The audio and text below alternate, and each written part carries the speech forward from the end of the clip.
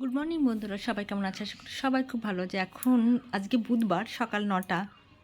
তো দিদি সকালবেলা 8:30টার সময় আমাকে ফোন করে বললো, মৌ রেডি হয়ে চলে আয়, একটু গঙ্গা স্নানে যাব, তো গঙ্গা জলের ঢপ নিয়ে আসতে। তো আমি ভাবলাম যে সারাদিনের একটা প্রোগ্রাম, যাই হোক। তো আমি স্নান করে রাতে মাথায় তেল দিয়েছিলাম, স্নান করে তো বেরিয়ে পড়লাম একটু সাজুগুজু করে, যেহেতু নবদ্বীপ যাব। তো আমরা গাড়িতে করেই বেরিয়ে গেছি। তো সোনাকে স্কুলে ড্রপ করে আমরা বেরিয়ে পড়লাম গঙ্গা স্নানের উদ্দেশ্যে। কিন্তু আমি বাড়ি থেকে স্নান করেই গেছি, যেহেতু কালকে রাতে আমি মাথায় তেল দিয়ে দিয়েছিলাম, তার জন্য আমাকে স্নান করে বেরোতেই হবে। আর এই রাস্তাটা না এত সুন্দর, আমরা অ্যাকচুয়ালি হুলোরঘাট হয়ে যাব, হুলোরঘাটে গাড়ি রেখে আমরা নৌকা পার হয়ে ওপাশে যাব, সেটাই ঠিক করেছি। তো রাস্তাটা এত সুন্দর করেছে, আর আরও ভালো লাগছিল রাস্তার দুপাশ দিয়ে। এখন তো মানে নতুন যে ট্রেনটা সেটা চালু হয়ে গেছে, আগে ওটা বন্ধ ছিল। আর রাস্তার দুপাশে না খুব সুন্দর করে এত ভালো ভালো মানে কৃষ্ণচূড়া ফুল ফুটেছে। আর এই ঠিক বৈশাখ মাসে কৃষ্ণচূড়া ফুলটা ফোটে, এর আগে তো দেখা যায় না। আমরা ছোটোবেলায় আরও অনেক বেশি দেখতে পেতাম। আর দেখো এই পুরো ট্রেন লাইনটা পুরো চালু হয়ে গেছে কৃষ্ণনগর থেকে নবদ্বীপ, মানে লাস্ট স্টপেজ হচ্ছে আমডাঙ্গা। এই সেই আমডাঙ্গা স্টেশন লাস্ট স্টপেজ। তো এখানে নেমেই সবাই যেতে পারবে। দেখো কৃষ্ণচূড়া ফুলগুলো কী সুন্দর লাগছে দেখতে। আর এই কৃষ্ণচূড়া ফুলটা না সামনে থেকে দারুণ একটা কালার, মানে অসাধারণ। তো আমরা চলে এসেছি ঘাটে, আমরা ঘাটে গিয়ে নৌকা দাঁড়িয়ে আছি, সবাই খুব দৌড়াদৌড়ি করে যাচ্ছি। মানে আমরা টিকিট কাটিনি, মানে ওপাশে গিয়ে ওদেরকে পয়সাটা আমরা দিয়ে দেবো। টিকিট কাটতে গেলে আমাদের এই নৌকাটা আমরা পাবো না, তার জন্য নৌকায় উঠে পড়েছি। নবদ্বীপ অনেক দিন বাদে, নবদ্বীপ আসবো আসবো করে হচ্ছে না, তো নবদ্বীপ যাই হোক চলেই এলাম।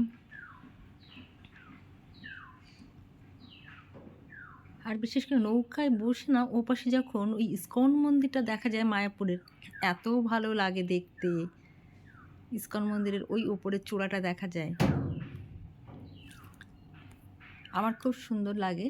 তো ভাবলাম যে তোমাদের সঙ্গে একটু শেয়ার করবো জন্য আমি তুলে নিয়েছি। অনেকদিন ইস্কন মন্দিরেও আসি না, আর এত রোদ্দুর বাইরে, এত গরম। তো জানি না, একটু বৃষ্টি পড়লেই চলে আসবো।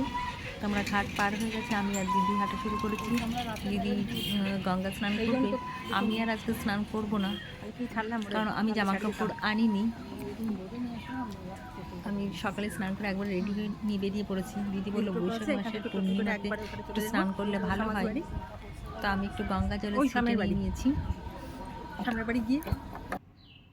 তো আমরা এই ঘাটটায় প্রত্যেক বছর আসি স্নানে, ভালোও লাগে। আর বাড়িতে গঙ্গা জলও ফুরিয়ে গেছে, তো ভাবলাম গঙ্গা জলও নিয়ে নিই। তো আমাদের জল পোড়া কমপ্লিট।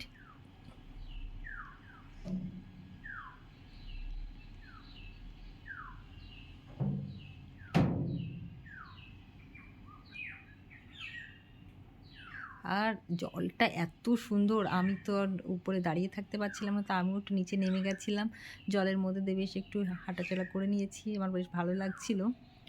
আর অনেক জল অনেক কমে গেছে, যার জন্য অনেকটা নিচে নেমেই স্নান সবাইকে করতে হচ্ছে।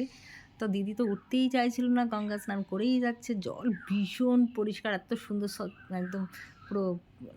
আর এত ঠান্ডা জলটা, দিদি বলছে উঠতেই ইচ্ছা করছে না, এত ভালো স্নান করলাম গরমের মধ্যে।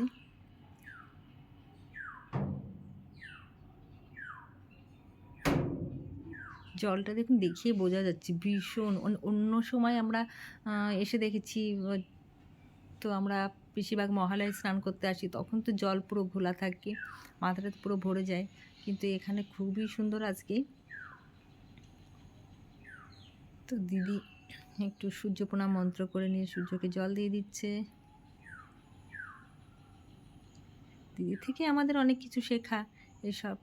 যাই হোক, অনেক দিন ধরে ইচ্ছা ছিল যে দাদামশাইয়ের ওখানে একটু যাবো। তো দিদিকে বললাম আমাদের আজকে সময়ও কম, মানে আমাদের আবার ফিরতে হবে খুব তাড়াতাড়ি করে। তো আমি একটু গঙ্গা জল নিয়ে নিলাম মাথায়, আর দিদি স্নান করে একটা শাড়ি ছেড়ে আমি এবার টোটোটা রেডি করে নিলাম। আমরা একটু সামনেই যেহেতু দাদামশাই মানে সমাজবাড়ি, তো আমরা সেখানে যাই। আজকে আমরা সেখানে একটু যাব, দর্শন করে আমরা ওখান থেকে বাড়ি ফিরে আসবো।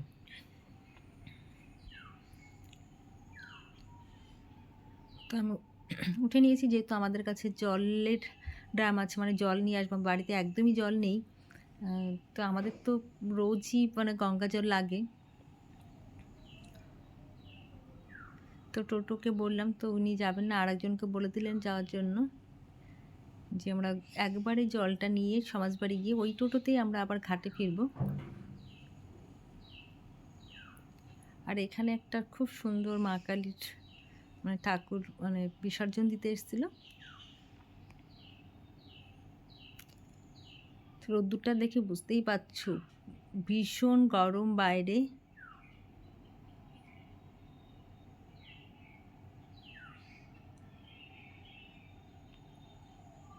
তো দিদি রেডি হতে হতে আমি টোটো ডেকে গঙ্গা জলগুলো তুলে নিয়েছি।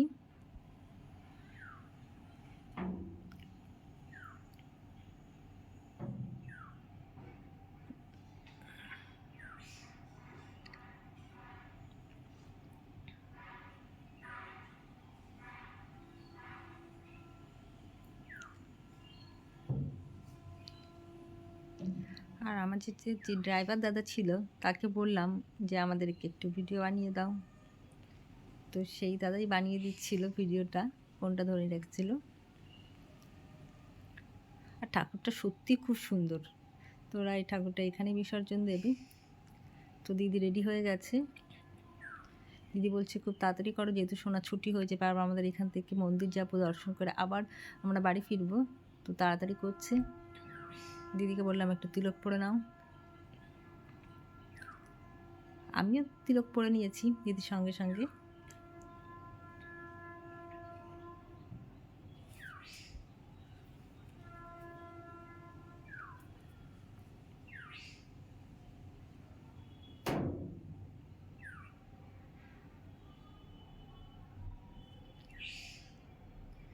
তো ওই ঠাকুমাটাকে বললাম, ঠাকুমা আমাকে একটু পরিয়ে দাও।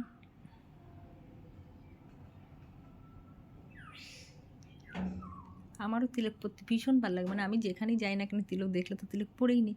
আর মায়াপুর নবদ্বীপে আসলে তো সেটা তো আমি অবশ্যই পরবো। একটু বৃষ্টি পড়লেই মায়াপুরে আসবো, কারণ এত রোদ্রে গিয়ে শান্তি পাওয়া যাবে না কিছুতেই।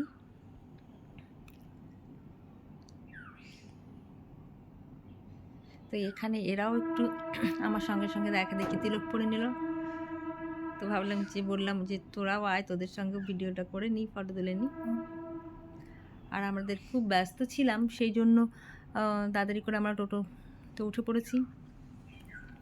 আমরা সমাজবাড়িতে নেমে পড়েছি। সমাজবাড়িতে এখন অনেকটাই চেঞ্জ করেছে। আগে এত সুন্দর করে মানে এই জায়গাটায়, চলো তোমাদের সঙ্গে দেখাই, এইখানে একটা বানেশ্বর শিবলিঙ্গ, এটা আগে ছিল না, এখন সেটা এখানে হয়েছে।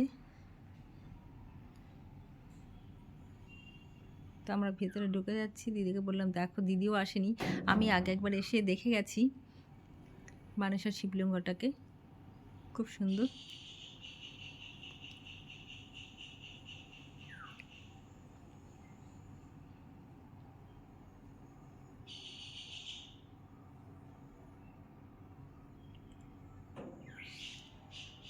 আগে তো সমাজবাড়িতে এগুলো ছিল না। সমাজবাড়িতে প্রসাদ মানে দাদামশাইয়ের জন্য রাজভোগ যেটা, সেটা আমাদেরকে বাইরে থেকে আনতে হতো। তা এখন সমাজবাড়ির মধ্যে পাওয়া যাবে। যারা সমাজবাড়িতে আসতে চাইছো, তো তারা সমাজবাড়িতে চলে আসবে। দাদামশাইয়ের জন্য যে রাজভোগ নিতে চাইছো, তারা তোমরা সমাজবাড়িতেই পেয়ে যাবে, তোমাদের বাইরে থেকে আনতে হবে না, এখানেই তৈরি। তো দাদামশাইকে আজকে খুব সুন্দর সাজিয়েছে, একটা হোয়াইট পাঞ্জাবি পরিয়েছে। আর মন্দিরে কিছু কাজ চলছে।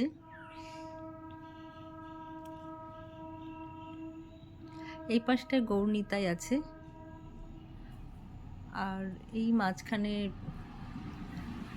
সখীগণ মাধব রাধারানী আছেন। আমার সমাজবাড়িটা ভীষণই ভালো লাগে। আমরা মাঝে মধ্যে সমাজবাড়ি চলে আসি, আর আসলে মনটা ভীষণ একটা শান্তি হয়ে যায়। তো দিদি চলে গেল দাদামশাইয়ের জন্য রাজভোগ নিতে।